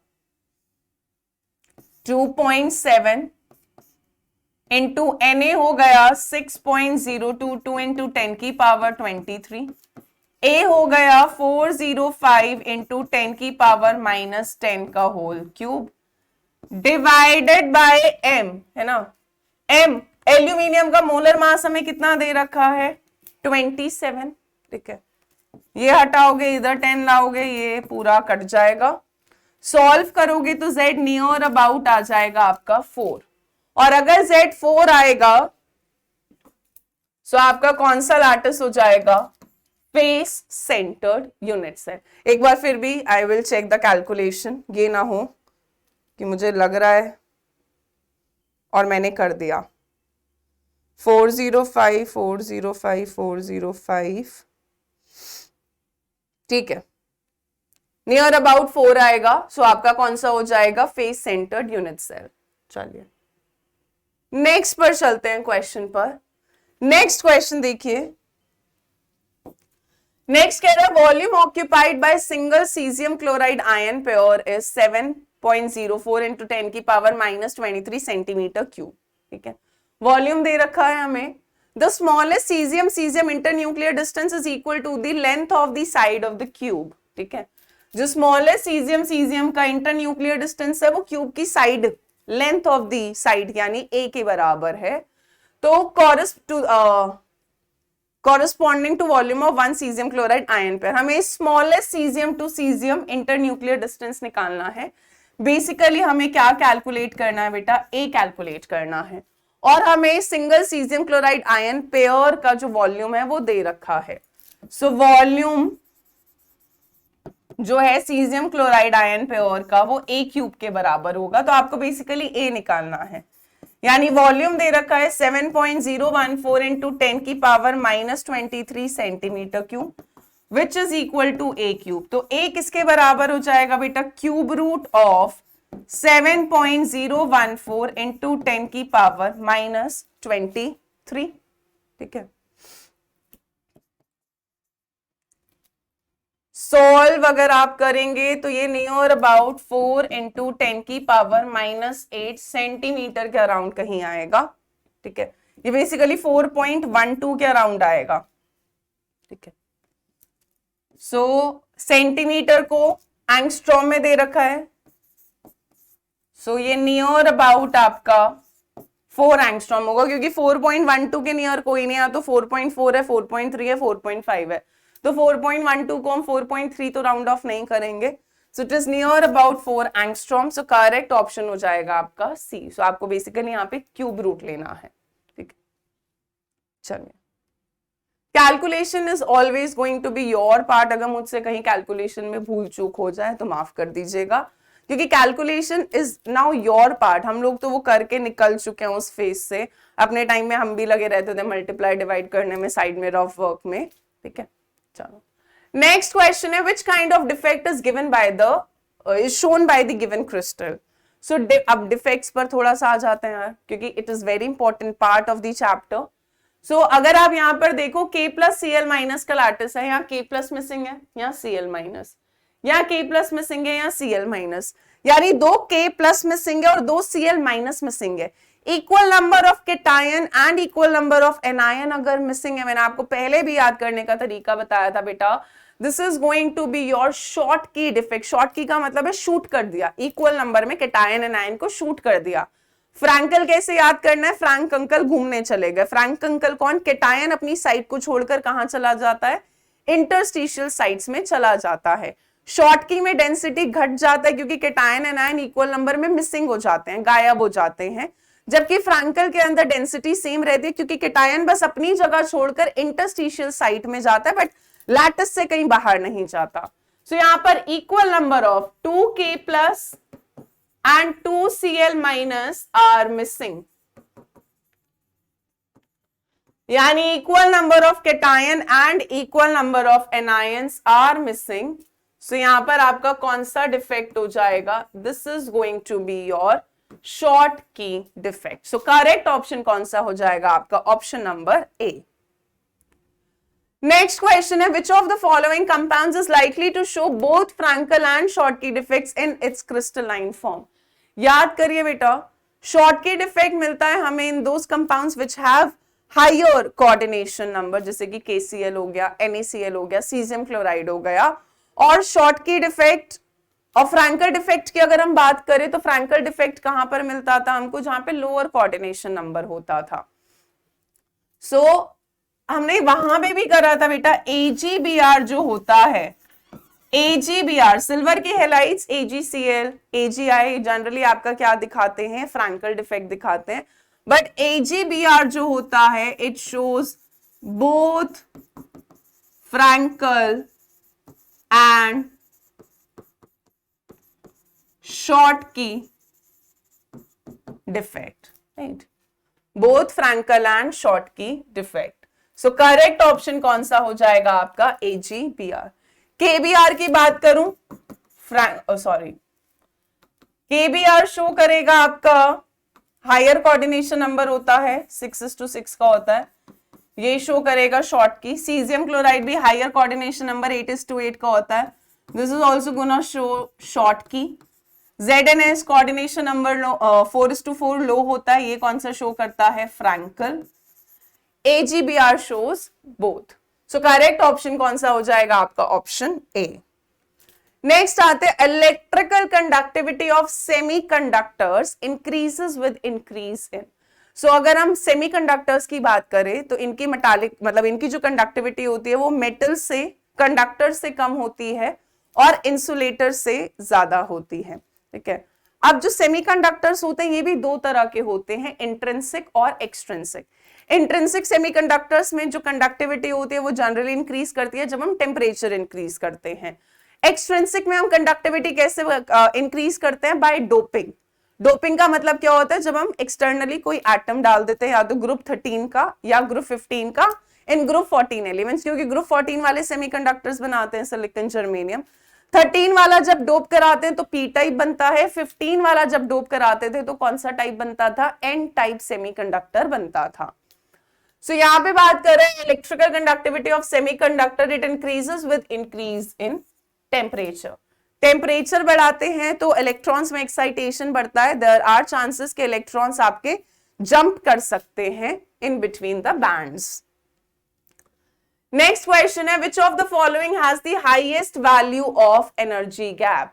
एनर्जी गैप बेटा कंडक्टर्स के केस में, यानी जो मेटल्स होते हैं जनरली उनके अंदर जो गैप होता है between valence band and conduction band वो सबसे कम होता है। वो जनरली आपके क्या कर रहे होते हैं, ओवरलैप कर रहे होते हैं। इंसुलेटर्स के केस में जो गैप होता है वैलेंस बैंड और कंडक्शन बैंड के बीच में वो काफी ज्यादा होता है, और जो आपका जिसको हम फॉरबिडन जोन भी बोलते हैं, इंसुलेटर्स के केस में the gap is too large. और जो आपका सेमीकंडक्टर्स होता है उसमें गैप इन बिटवीन होता है, यानी कंडक्टर्स से तो ज्यादा होता है पर इंसुलेटर से कम होता है। अब एल्यूमिनियम कंडक्टर, सिल्वर भी कंडक्टर, मेटल है, इलेक्ट्रिसिटी कंडक्ट करते हैं, बढ़िया। जर्मेनियम सेमीकंडक्टर, डायमंड तो बेटा इंसुलेटर होता है, डायमंड तो इलेक्ट्रिसिटी कंडक्ट ही नहीं करता। और इंसुलेटर के केस में जो गैप होता है वो सबसे ज्यादा होता है कंडक्शन बैंड और वैलेंस बैंड के बीच में, यानी करेक्ट ऑप्शन कौन सा हो जाएगा आपका डी, डायमंड, क्योंकि वो इंसुलेटर है, it does not conduct electricity, so the gap is going to be the largest in case of diamond.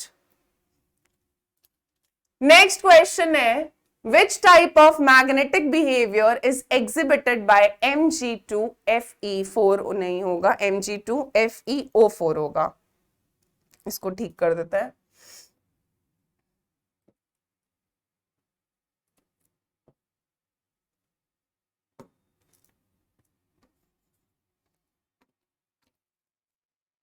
Black से कर देता है।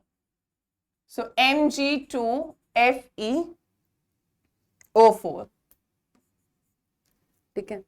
सो Mg2Fe4 ये किस कैटेगरी ऑफ कंपाउंड में आता है? This comes in ferrimagnetic, ठीक है। डायामैग्नेटिक जहां पे सारे इलेक्ट्रॉन्स कैसे होते हैं, पेयर्ड फॉर्म में होते हैं। Paramagnetic where you have the presence of unpaired electrons.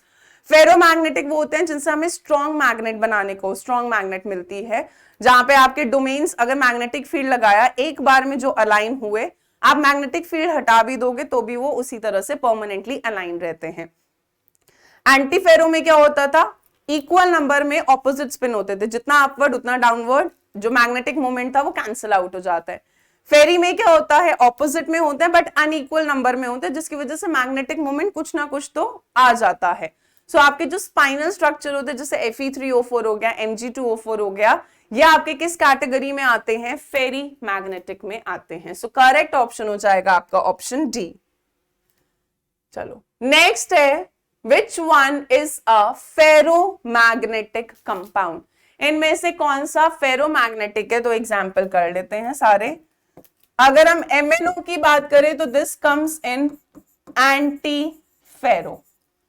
Anti ferro में क्या होगा बेटा, इक्वल नंबर में डोमेन्स होते हैं बट ऑपोजिट में तो ओवरऑल कैंसिल आउट कर रहे होते हैं। ये मैंने इक्वल नहीं बनाया, एक नीचे कर दे, ये दो इसको कैंसिल, ये दो इसको कैंसिल, ठीक है। CrO2 जो होता है वो आपका कैसा होता है, फेरो। यहाँ पे सारे डोमेन्स एक डायरेक्शन में अलाइन हो जाते हैं। Fe3O4 कैसा होता है, फेरी। इसके लिए आपको एग्जाम्पल याद करना बहुत जरूरी है, ठीक है। ऑपोजिट स्पिन में होंगे बट अनइक्वल नंबर में होते हैं, मैग्नेटिक मोमेंट कैंसिल आउट हो रहा होता है बट पूरी तरह कैंसिल नहीं होता, थोड़ा बहुत वैल्यू आता है। और C6H6 यानी कि बेंजीन जो होता है वो किस में आता है, इट कम्स इन डायामैग्नेटिक। हमसे पूछा है फेरो तो कौन सा हो जाएगा, CrO2, ठीक है। आयरन हो गया, कोबाल्ट हो गया, निकल हो गया, CrO2 हो गया, ये आपका किस कैटेगरी में आता है, फेरोमैग्नेटिक कंपाउंड्स में। चलिए नेक्स्ट क्वेश्चन देखिए। नेक्स्ट बोल रहा है, which of the following describes the hexagonal close pack arrangement in 2 dimension, 2D में, ठीक है। अब पैकिंग में याद करें बेटा, सबसे पहले आती थी हमारे पास 1D वाली, ये वाली कौन सी होती है हमारे पास, 1 डायमेंशन। यहीं से हमें 2 तरह की मिलती है पैकिंग, एक मिलती थी स्क्वायर क्लोज पैकिंग 2D वाली, और एक क्या मिलती थी, हेक्सागोनल क्लोज पैकिंग 2D वाली। अभी 3D की बात नहीं कर रहे हैं। स्क्वायर क्लोज पैकिंग के अंदर क्या होता था, जो लेयर्स होती थी वो एक दूसरे पर एग्जैक्टली स्टैक्ड होती थी, one above the other, exact. यही होता था। यहां पे अगर हम एक एटम को देखते हैं, इस एटम को अगर हम देखें तो इसको सराउंड करने के लिए 4 एटम्स और होते हैं, इसको 4 नेबरिंग एटम्स टच कर रहे होते हैं। तो यहां पर कोऑर्डिनेशन नंबर कितना हो जाता है, 4 हो जाता है स्क्वायर क्लोज पैकिंग के अंदर। और जो वॉइड होता है वो आपका स्क्वायर वॉइड होता है, खाली जगह आपको दिख गई होगी, स्क्वायर वॉइड, ठीक है। हेक्सागोनल क्लोज पैकिंग, तो यहां पर जो लेयर होती है वो ए टाइप की होती है, सेम लेयर होती है। हेक्सागोनल क्लोज पैकिंग में क्या करते हैं, जो फर्स्ट लेयर होती है उसके डिप्रेशंस में दूसरी लेयर को प्लेस करते हैं। So we place it in the depressions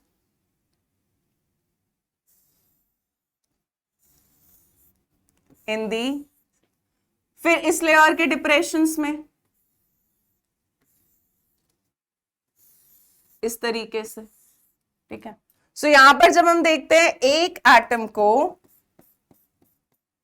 touch कर रखा होता है, कितने एटम्स ने बेटा, 6 एटम ने, 1 2 3 4 5 6।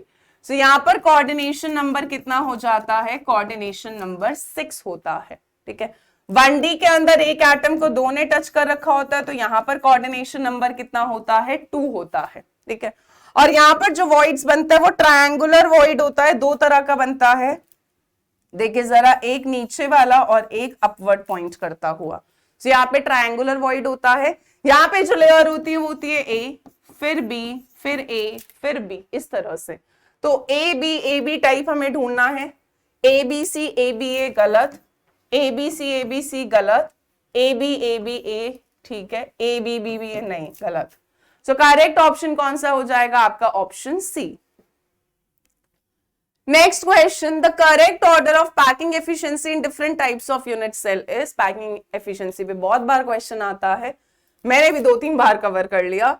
सो सबसे ज्यादा हमारे पास किसके अंदर थी, FCC 74%, फिर BCC 68% और सिंपल क्यूबिक 52.4%। तो ऐसा ऑप्शन ढूंढना है हमको, क्योंकि FCC BCC सिंपल क्यूबिक गलत, सिंपल क्यूबिक में सबसे कम होता है, FCC BCC सिंपल क्यूबिक सही, FCC से ज्यादा BCC हो ये गलत, BCC से ज्यादा FCC पर FCC से ज्यादा सिंपल क्यूबिक, और आपका BCC और सिंपल क्यूबिक में कुछ सच ऑर्डर नहीं दे रखा, तो ये भी गलत ही हो जाएगा, ठीक है। चलिए next question, among solids the highest melting point is exhibited by. So आपका हाईएस्ट मेल्टिंग पॉइंट ऑप्शन क्या दे रखा है, metallic solids, ionic solids, pseudo solids, तो बेसिकली कौन से हो जाते हैं आपके, एमोर्फस सॉलिड्स, और molecular solids. So molecular solids में तो वीक फोर्सेस होती हैं, तो यहां पर तो मेल्टिंग पॉइंट काफी कम होगा।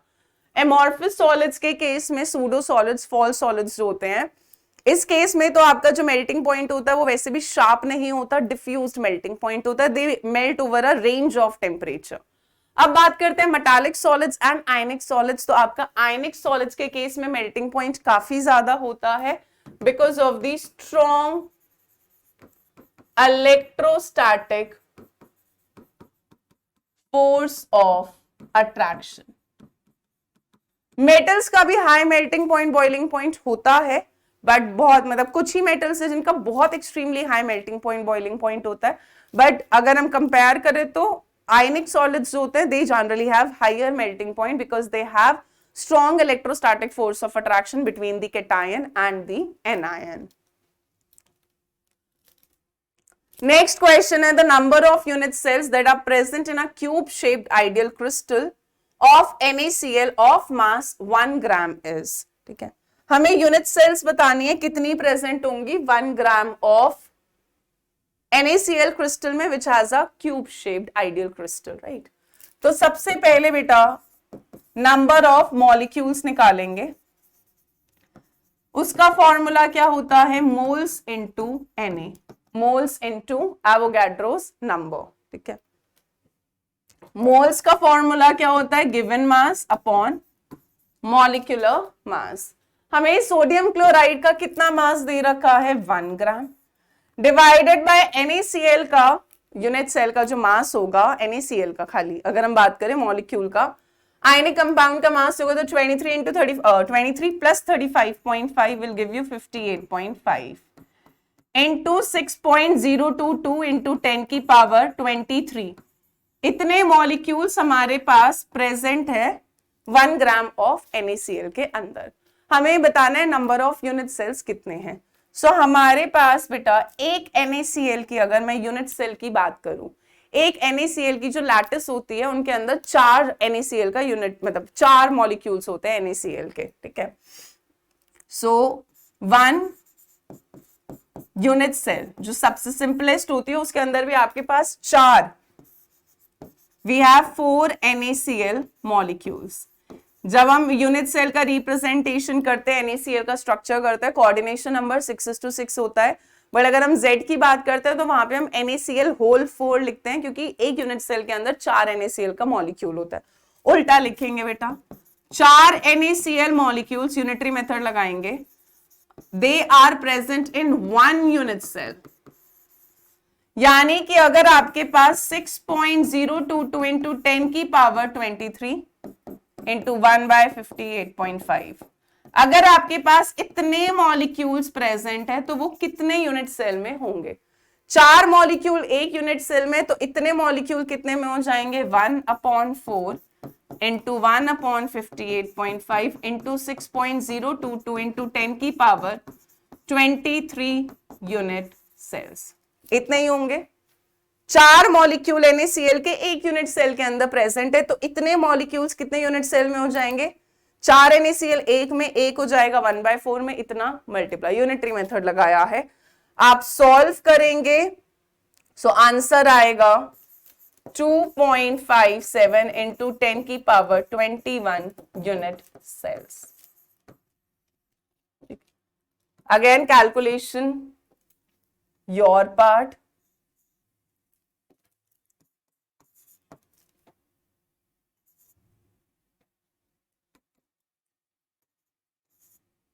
सो करेक्ट ऑप्शन कौन सा हो जाएगा हमारा? ऑप्शन नंबर ए, ठीक है। चलिए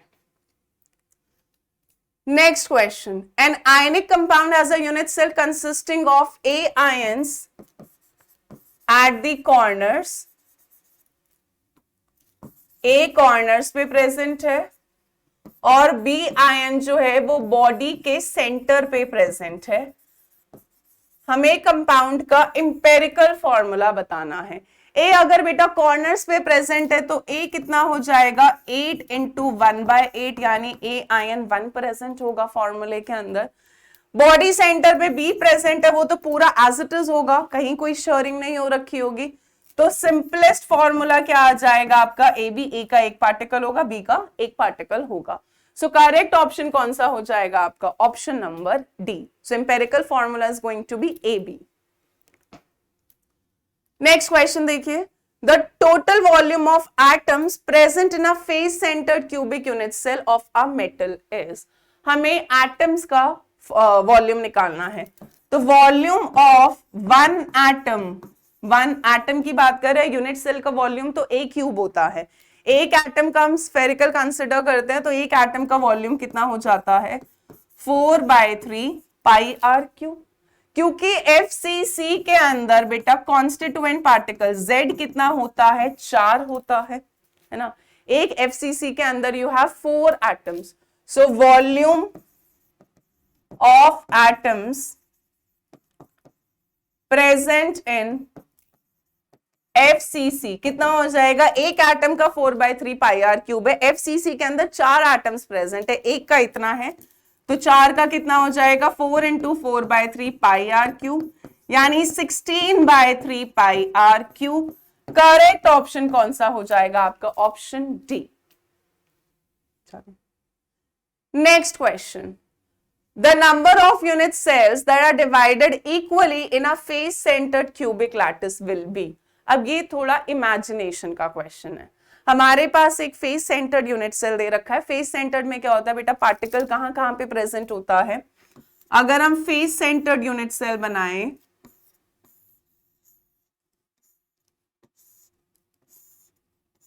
आप थोड़ा सा अपने रूम में इमेजिन करने की कोशिश करिएगा। पार्टिकल कहां कहां पे प्रेजेंट होता है? कॉर्नर्स पे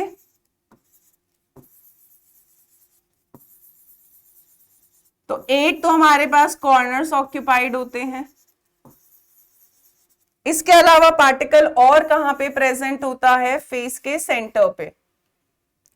तो 6 फेसेस हैं, 1 2 3 और 4। ये तो हमने बनाया ऊपर वाला फेस, नीचे वाला फेस, लेफ्ट वाला फेस, राइट वाला फेस, सामने वाला और बैक वाला। ठीक है, तो ये हो गया फ्रंट फेस ये वाला, और ये हो गया बैक फेस के लिए।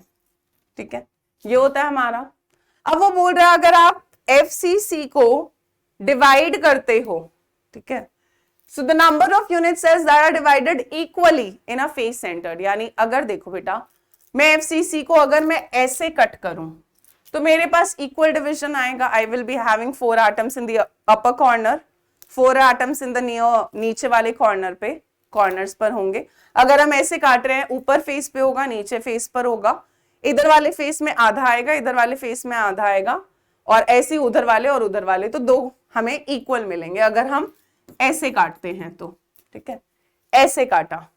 एक तरीका है ऐसे काट दो तो भी तो सेम आएगा। अगर एक आपका क्यूब है, आपके अगर आप ऐसे काटोगे तो भी आपको सेम अरेंजमेंट मिलेगा पार्टिकल्स का, 2 इक्वल हाफ्स मिलेंगे। और एक तरीका है कि जो आपकी यूनिट सेल है आप उसको कैसे काट दो? डायगोनली काट दो। डायगोनली भी आपको सेम अरेंजमेंट मिलेगा, ऊपर वाले फेस पे होगा इधर वाले और इधर वाले, सिमिलरली आपका इधर वाले पे होगा, इधर वाले पे होगा और इधर वाले, 3 फेसेस पे होगा और 3 इधर फेसेस पे आएगा। सो ऐसे 3 तरीके हैं जिनमें आप काटोगे तो आपको इक्वल हाफ्स मिलेंगे। और कितने इक्वली डिवाइडेड होंगे? 6 इक्वली डिवाइडेड होंगे।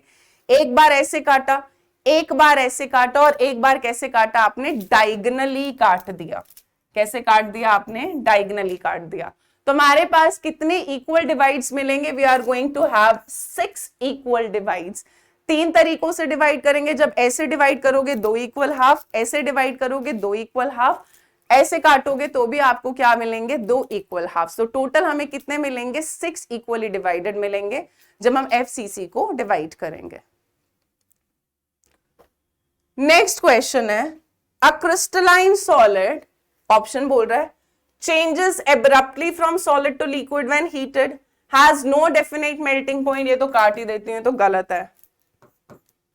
undergoes deformation of its geometry easily, ना भाई, क्रिस्टलाइन के अंदर जो पार्टिकल्स होते हैं they are arranged in a regular, in a definite geometrical manner, it has irregular 3D arrangement, ये भी गलत है। क्रिस्टलाइन के अंदर तो we have a regular arrangement of particles। So पहला ऑप्शन सही है, it changes abruptly from solid to liquid, yes, when heated by, because they have sharp melting point।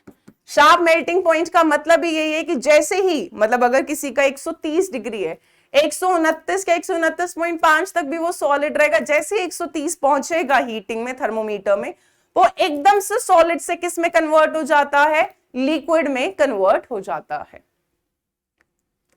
Next question, in a simple cubic, body centered cubic, face centered cubic, the ratio of the number of atoms present is respectively, Z का बताना है। Simple cubic में बेटा 1 होता है, सिर्फ corners पे होता है। बॉडी सेंटर्ड में Z कितना आता है? 2 आता है, corners plus body centred. Face centred में कितना आता है? 4 आता है, कॉर्नर्स प्लस फेस के सेंटर्स। सिंपलेस्ट में और ज्यादा नहीं हो सकता क्योंकि आपके पास ऑलरेडी 1 है सिंपल क्यूबिक में। तो करेक्ट ऑप्शन आपका कौन सा हो जाएगा? B option, 1:2:4। Next question, sodium and magnesium crystallizes in crystals of sodium BCC, magnesium FCC. The amount of sodium and magnesium atoms present in their respectively crystal unit cells is, BCC का मतलब बेटा Z2 होगा और FCC का मतलब Z4 होगा। यानी sodium अपनी क्रिस्टल लैटिस में बॉडी सेंटर्ड क्यूबिक में 2 प्रेजेंट होंगे एटम्स, और मैग्नीशियम FCC के अंदर कितने प्रेजेंट होंगे? 4 मैग्नीशियम एटम्स होंगे। सो करेक्ट ऑप्शन हो जाएगा 2 and 4। ठीक है, 9 and 14 तब आता जब वो आपसे लैटिस पॉइंट्स पूछता। अगर मान लो वो आपसे लैटिस पॉइंट्स पूछता तो बॉडी सेंटर्ड क्यूबिक के अंदर हमारे पास 9 लैटिस पॉइंट्स होते हैं, 8 कॉर्नर के और एक बॉडी सेंटर का, तो 9 लैटिस पॉइंट्स होते हैं।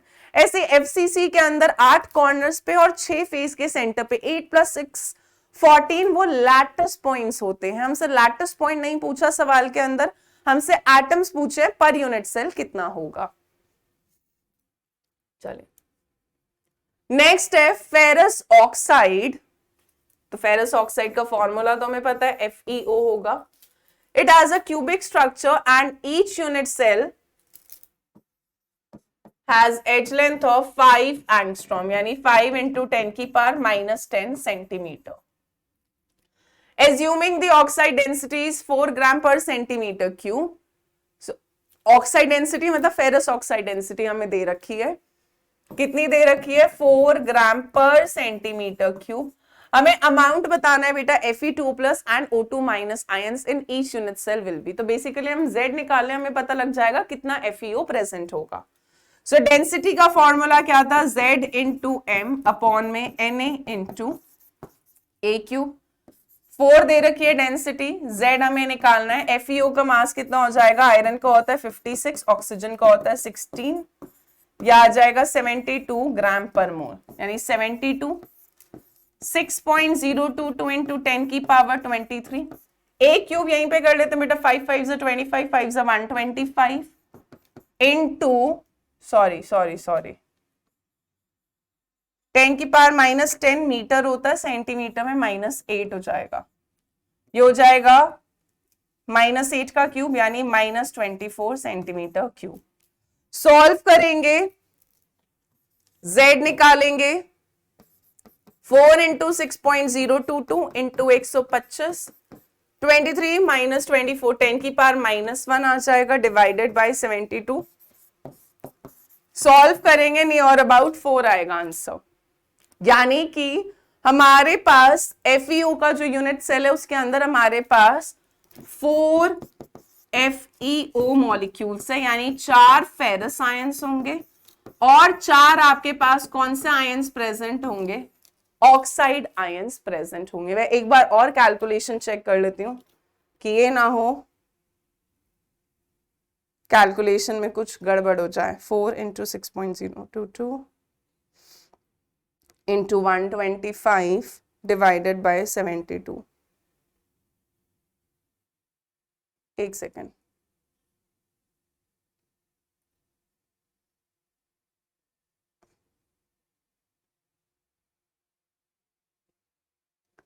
into 125 divided by 72, 4.18 के अराउंड आएगा। सो दैट इज फाइन, 4 ले लेते हैं उसको। सो आपके पास 4 फेरस आयंस होंगे और 4 ऑक्साइड आयंस। ये तो गलत है, ये भी गलत है, 3 और 3 हमारा आ नहीं रहा, Z3 नहीं होगा। चलिए next question, each of the following solids shows the Frenkel defect except. Frenkel defect, Frank uncle घूमने चले गए, कैटायन अपनी साइट, अपनी जगह को छोड़ के इंटरस्टिशियल साइट्स में चला जाता है। ये जनरली तब ऑब्जर्व होता है जब लोअर कोऑर्डिनेशन नंबर होता है, ऑल्सो जब कैटायन और एनायन के बीच में साइज का डिफरेंस काफी ज्यादा होता है, यानी कैटायन काफी छोटा होता है साइज में, तो वो जो खाली इंटरस्टिशियल साइट्स होती है, वॉइड्स होती है, उनमें चला जाता है। सो ZnS में फ्रैंकल मिलता है, AgI में भी मिलता है, AgBr में तो दोनों मिलता है, बट KCl के अंदर आपको सिर्फ कौन सा डिफेक्ट मिलता है, शॉर्ट की डिफेक्ट मिलता है। सो KCl के अंदर फ्रैंकल नहीं दिखेगा, बाकियों में दिख जाएगा। नेक्स्ट क्वेश्चन है the total number of voids, again an important question. The total number of voids in 0.5 mole of a compound forming hexagonal closed packed structures are। हमें टोटल नंबर ऑफ वॉइड्स बताने हैं, ठीक है, HCP के अंदर, ठीक है। सो अगर हम बात करें बेटा 1 मोल अगर कंपाउंड होता है, 1 मोल कंपाउंड है, तो हमारे पास 3n वॉइड्स होते हैं, है ना, 3n वॉइड्स ही थे। ऑक्टावॉइड्स n होते हैं, number of the constituent particles. Tetravoids twice the number of particles, यानी टोटल वॉइड्स कितने हो जाते हैं, 3n वॉइड्स होते हैं, राइट। सो 1 मोल कंपाउंड में 3n 6.022 इंटू 10⁻23 कर लेते हैं एवोगाड्रोस नंबर लेके, 1 मोल के अंदर आपका 3 इंटू 6.022 इंटू 10 की पावर 23 वॉइड्स होगा। हमें बोला है 0.5 मोल ऑफ अ कंपाउंड। एक में अगर इतना टोटल वॉइड्स है बेटा तो 0.5 मोल ऑफ कंपाउंड में इसका आधा होगा, यानी 3 इंटू 6.022 इंटू 10 की पावर 23 इंटू 0.5। 3 इंटू 0.5 कितना हो गया, 3 5 15, 1.5 इंटू 6.022 इंटू 10 की पावर 23, 5 3 15, 5 2 10, ये हो गया 3.011। सॉल्व करोगे 9.033 इंटू 10 की पावर 23 वॉइड्स होंगे। आप चाहो तो आप दूसरे मेथड से भी कर सकते हो, मैंने डायरेक्ट करा है, टोटल वॉइड्स निकालिए, एक मोल में आधे में 0.5 में उसका आधा हो जाएगा। अगर किसी को कंफ्यूजन होती है तो वो दूसरे तरीके से भी निकाल सकता है बेटा, कि एक मोल कंपाउंड के अंदर, सो दिस इज फर्स्ट मेथड। देखो क्वेश्चन का अप्रोच अलग अलग का, आप अलग अलग स्टूडेंट्स का ऑब्वियसली अलग अलग हो सकता है, एट द एंड हमारा आंसर सेम आना चाहिए। सो सेकेंड मेथड में अगर हम बात करें तो 1 मोल कंपाउंड के अंदर हमारे पास जितना है, 1 मोल कंपाउंड बेसिकली कितना हो गया आपका 6.022 इंटू 10 की पावर 23। तो ऑक्टावॉइड्स तो बेटा इतना ही होगा, 6.022 इंटू 10 की पावर 23। एक मोल कंपाउंड में इतना पार्टिकल होगा, तो ऑक्टावॉइड्स इतना ही होगा, same the number of constituent particles. और टेट्रावॉइड्स इसका डबल हो जाएगा, यानी 12.044 इंटू 10 की पावर 23 होगा एक मोल कंपाउंड के अंदर, क्योंकि 6.022 इंटू 10 की पावर 23 पार्टिकल होता है।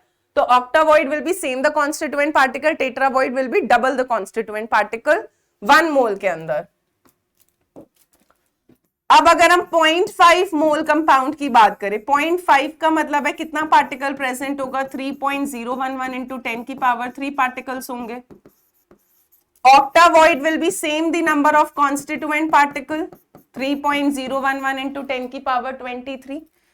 Tetravoids will be double the constituent particle, यानी 2 into 3.011 यानी 6.022 into 10 की power 23, यानी total voids, total number of voids हो जाएंगे, इन दोनों को ऐड कर दो, 9.033 into 10 की power 23।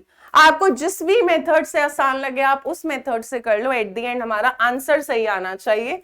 वो दोनों मेथड से आ रहा है, तो करेक्ट आंसर कौन सा हो जाएगा आपका, ऑप्शन नंबर सी, 9.033 इंटू 10 की पावर 23 वॉइड्स। चलिए नेक्स्ट है, in a solid lattice the cation has left the lattice site and is located at an interstitial position.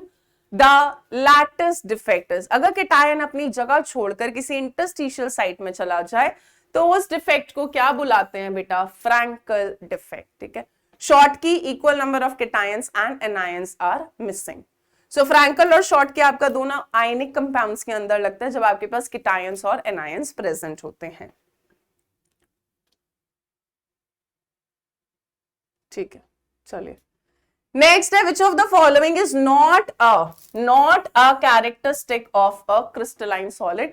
इनमें से कौन सी क्रिस्टलाइन सॉलिड की कैरेक्टरिस्टिक नहीं है। पहला बोल रहे definite and characteristic heat of fusion, ये तो सही है यार। डेफिनेट वैल्यू होता है एंथैल्पी ऑफ फ्यूजन का, यानी एक पर्टिकुलर वैल्यू होगा जितना अमाउंट ऑफ एनर्जी रिक्वायर्ड होगा for a solid to melt into a liquid. So crystalline solid का जो एंथैल्पी ऑफ फ्यूजन होता है वो फिक्स होता है, डेफिनेट वैल्यू होता है। They are isotropic in nature, गलत है बेटा। क्रिस्टलाइन सॉलिड्स कैसे होते हैं, एन आइसोट्रोपिक होते हैं।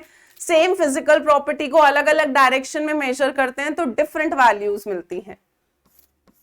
A regular periodically repeated pattern of arrangement, बिल्कुल सही है। Crystalline solids are true solids, absolutely correct. So crystalline solids जो होते हैं वो आपके कैसे नेचर के होते हैं, एन आइसोट्रोपिक। और एमॉर्फस उल्टा है ए से, एमॉर्फस कैसे होते हैं, they are isotropic in nature. चलिए नेक्स्ट है, Schottky defect is in a crystal is observed when, पहला बोल रहे हैं ion leaves in normal site and occupies the interstitial site, ये तो नहीं है, ये तो कौन सा होता है आपका फ्रैंकल, फ्रैंक अंकल घूमने चले जाते हैं। Equal number of cations and anions are missing from the lattice, ये सही है। Unequal number of cations and anions are missing, ये गलत है। आपका इलेक्ट्रिकल न्यूट्रलिटी मेंटेन होना चाहिए, जितना पॉजिटिव है उतना ही नेगेटिव होना चाहिए। Density of the crystal is increased, ये गलत है। शॉर्टकी के अंदर, शॉर्टकी में क्योंकि आपका केटायन एनायन मिसिंग हो जाता है इक्वल नंबर में, तो शॉर्टकी डिफेक्ट के अंदर डेंसिटी क्या करती है बेटा, डिक्रीज करती है, इंक्रीज नहीं करती है। नेक्स्ट क्वेश्चन है, in an orthorhombic crystal system axial angle alpha beta and gamma, alpha is equal to beta is equal to gamma are equal to 90, less than 90, greater than 90 या none of these. सो यहां पर देखिए ये था हमारे पास सी Tom there, हमसे angle का पूछा, हमें पता है बेटा शुरू के जो 3 होते हैं उनमें जो इंटर एक्सियल एंगल होता है वो बराबर होता है, ऑर्थोरोम्बिक यहीं आ गया, यानी यहां पर alpha is equal to beta is equal to gamma is equal to क्या हो जाएगा 90 डिग्री, तो इक्वल टू क्या हो जाएगा आपका 90 डिग्री। चलिए नेक्स्ट क्वेश्चन है, close packing is maximum in the crystal which is, BCC में कितना था 68%, एफसीसी में 74%, एफसीसी या CCP and HCP both have equal efficiency packing. Simple cubic में कितना था 52.4% all. So maximum close packing किस में होती है, एफसीसी यानी सीसीपी के अंदर या फिर एचसीपी के अंदर होती है। So thank you so much, I hope आज की क्लास ने आपको बहुत अच्छे से सॉलिड स्टेट की रिविजन करा दी होगी। So still I would again suggest you कि आप इस एग्जाम के लिए एनसीईआरटी से बियॉन्ड हमें नहीं जाने की जरूरत है, क्योंकि सिलेबस है आपका काफी, 16 चैप्टर्स हैं। एनसीईआरटी पढ़ो बेटा थॉरली। इसके अलावा केमिस्ट्री में मैं यही कहूंगी एमसीक्यू करना है, एग्जाम्पलर को तो बिल्कुल मत छोड़ना, एग्जाम्पलर का एक एक एमसीक्यू करें। इसके अलावा जो मैंने कराया वो क्वेश्चन एक बार और आप खुद से कर लीजिएगा, जो भी आपके पास कोई सप्लीमेंट्री बुक हो, सीयूईटी की अगर एनटीए की तरफ से कोई बुक आई हो तो उससे क्वेश्चंस प्रैक्टिस करिए, ठीक है। बाकी जो भी आप रेफरेंस बुक्स यूज करते हैं, आप अब इस टाइम पर आपको अब सब्जेक्टिव अप्रोच पे नहीं जाना, टर्म 2 से बाहर निकलना है, क्योंकि हम सब्जेक्टिव पेपर दे चुके हैं। अब हमें ऑब्जेक्टिव अप्रोच पर जाना है, हमें बस क्वेश्चंस फटाफट फटाफट स्पीडली लगाते जाना है।